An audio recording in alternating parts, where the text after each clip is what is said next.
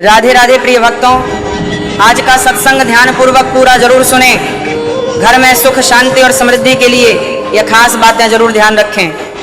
आप सभी लोग जो अपने घरों में दीपक जलाते हैं, उसकी बाती का पूरा जल जाना या बच जाना क्या संकेत देता है?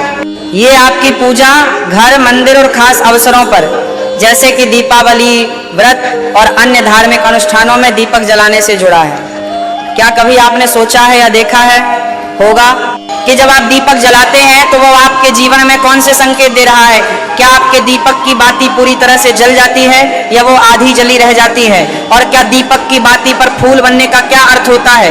क्या आपको पता है कि पहले से जले हुए दीपक में बाती जलाना आपकी परेशानियों का कारण हो सकता है या नहीं?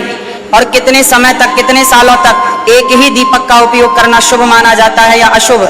आज हम इन सभी रहस्यों का पर्दाफाश करेंगे और जानेंगे कि दीपक आपके जीवन में खुशहाली या बाधाएं कैसे ला सकता है। तो भक्तों, आपको जानकर हैरानी होगी कि आप अपने पूजा घर या मंदिर में दीपक जलाते समय अगर ये गलती करते हैं तो आपको इसका परिणाम जरूर भुगतना होगा।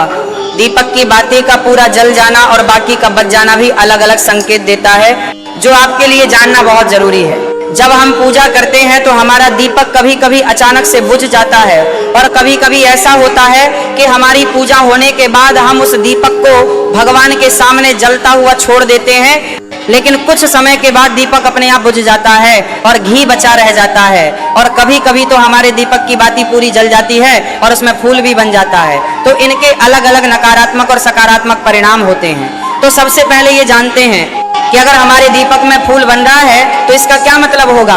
प्रिय मित्रों, अगर हमारे दीपक की बाती में फूल बन रहा है तो इसका सीधा सा मतलब है कि भगवान ने हमारी प्रार्थना को स्वीकार कर लिया है और वह हमारी पूजा से प्रसन्न है। वह इस बात का संकेत बाती में बने इस फूल के माध्यम से देते हैं। अगर आपके घर में दिव्य शक्तियां मौजूद हैं और आपके साथ साथ वह भी ईश्वर की पूजा में अपना ध्यान लगाती हैं, तो आपके दीपक की बाती में एक से ज्यादा फूल बनते हैं और कभी कभी साथ ही किसी भी देवी देवता का रूप भी दिखने लगता है। तो अगर आपके दीपक की बाती में फूल बन रहा है तो आपके दीपक की बाती में फूल बन रहा है, आप सच में बहुत भाग्यशाली हैं। इसी के साथ दीपक जलाने के भी कुछ खास नियम आपको जरूर जानने चाहिए। भक्तों, अगर आप पहले से जले हुए दीपक में अपनी बाती रखकर जलाते हैं तो ऐसा करने से दुर्भाग्य आपका पीछा कभी नहीं छोड़ता।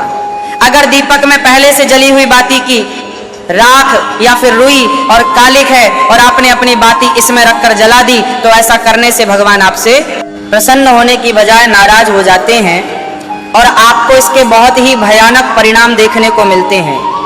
आपके बनते हुए काम बिगड़ने लगते हैं, आपकी तिजोरी का धन खर्च होने लगता है और आपके धन आने के सारे रास्ते भी बंद हो जाते हैं। तो हमेशा ये ध्यान रखें कि जब भी आप दीपक जलाएं, आप हमेशा साफ सुथरे दीपक का ही इस्तेमाल करें। दोस्तों, इसी के साथ कुछ लोगों की आदत होती है कि वह हर थोड़े दिन बाद अपने दीपक को बदल देते हैं। इस पर गुरुजी का कहना है कि आप जिस दीपक से पूजा करते हैं उसे कभी मत बदलिए, आप उस दीपक को सिद्ध हो जाने दीजिए। जब कोई दीपक रोजाना भगवान के सामने जलता है तो वह दीपक समय के साथ सिद्ध हो जाता है। भगवान की सकारात्मक ऊर्जा उस दीपक में आ जाती है और जब भी आप वह दीपक जलाते हैं तो आपका तन और मन दोनों पवित्र हो जाते हैं। तो आप हर रोज उस दीपक को साफ कीजिए, फिर उसमें बाती रखकर जलाएं।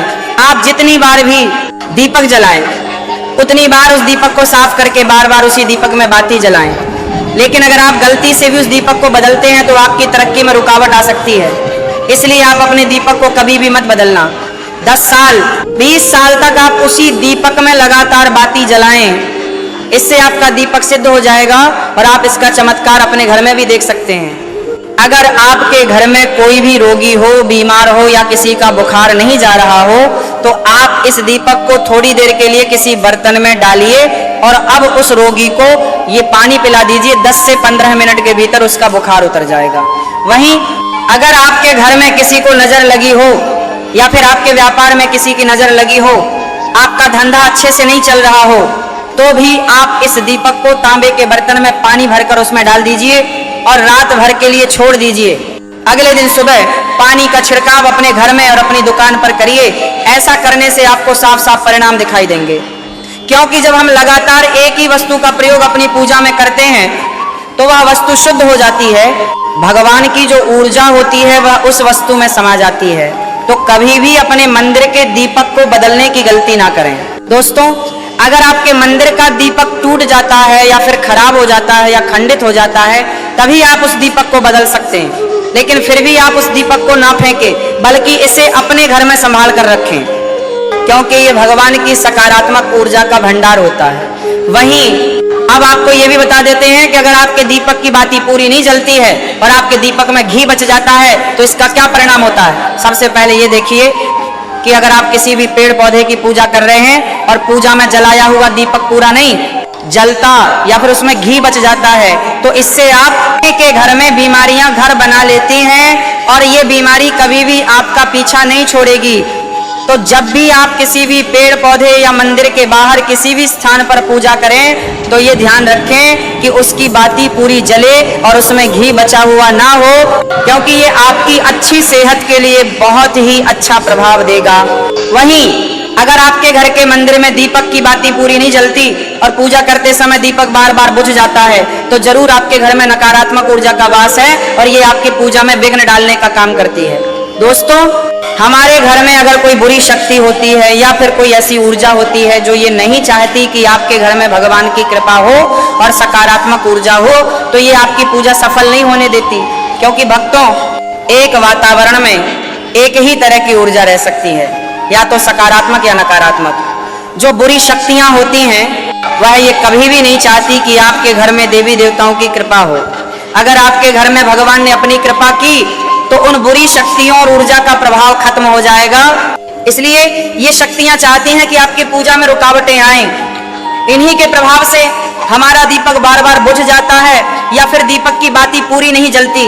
इस सब से बचने के लिए आपको सच्चे मन से भगवान का स्मरण करना चाहिए। जब भी आप दीपक जलाएं, भगवान से प्रार्थना करें कि आपके आसपास जितनी भी नकारात्मक ऊर्जा हो वह आपसे दूर रहे और भगवान की कृपा आप पर बनी रहे। ऐसी शक्तियों से बचने के लिए जब भी आप दीपक जलाएं, गंगा जल से गोल घेरा बना लें और उस घेरे में दीपक को रखें, क्योंकि दोस्तों गंगा जल को बहुत ही पवित्र माना गया है और महादेव का वरदान भी गंगा जल को प्राप्त है। गंगा जल में सबसे पहले तो कोई भी बुरी शक्ति प्रवेश नहीं कर सकती, इसलिए गंगा जल कभी खराब नहीं होता और हर तरह की ऊता रजा को सकारात्मक ऊर्जा में बदल देता है। अगर आप गंगा जल से बने गोल घेरे में दीपक को रखेंगे तो ये आपकी पूजा में किसी भी शक्ति को बाधा नहीं बनने देगा और कोई भी नकारात्मक शक्ति आपके दीपक को बुझा नहीं पाएगी। आप निर्विघ्न अपनी पूजा संपन्न कर पाएंगे और देवी शक्तियां भी आपके जीवन में अपनी कृपा और आशीर्वाद बनाए रखेंगे। ये जो हमें दुख मिलते हैं ना, ये पाप के कारण मिलते हैं। लोग मारे मारे घूम रहे हैं दुख मिटाने के लिए, सोचते हैं कोई जादू कर दे, कोई टोना कर दे, कोई जंतर बांध दे, कोई आशीर्वाद दे दे। अरे काहे को पागल हो? यदि तुम अच्छे आचरण करते हो, भगवान का नाम जप करते हो, सन्मार्ग से चलते हो, तो तुम्हें किसी से आशीर्वाद मांगने की जरूरत नहीं। बात मान लीजिए, प्रार्थना मान लीजिए। दिखावे में लाखों लोग अपने जीवन को नष्ट करने के लिए तैयार हैं। ये माया का ही तो दिखावा है जिसमें जन्म जन्म हमारे नष्ट होते जा रहे हैं। सत्य मार्ग को क्यों नहीं पकड़ते हो? किसी के आशीर्वाद की जरूरत नहीं। आपको आनंद प्राप्ति के लिए, आप आनंद के बच्चे हो, आनंद स्वरूप हो, जिनसे आशीर्वाद मांगते हो उनके अंदर जो आत्म तत्व बैठा है वह तुम्हारे अंदर बैठा है। वही संपूर्ण आनंद लिए तुम्हारे अंदर बैठा है। तुम्हें किसी से मांगने की जरूरत नहीं, बस तुम अपने स्वरूप को नहीं पहचान पा रहे हो, अपनी शक्ति को जागृत नहीं कर पा रहे हो, इसलिए तुम दौड़े घूम रहे हो। भागने की जरूरत नहीं है। सत्संग सुनो, उसे अपने आचरण में उतारो।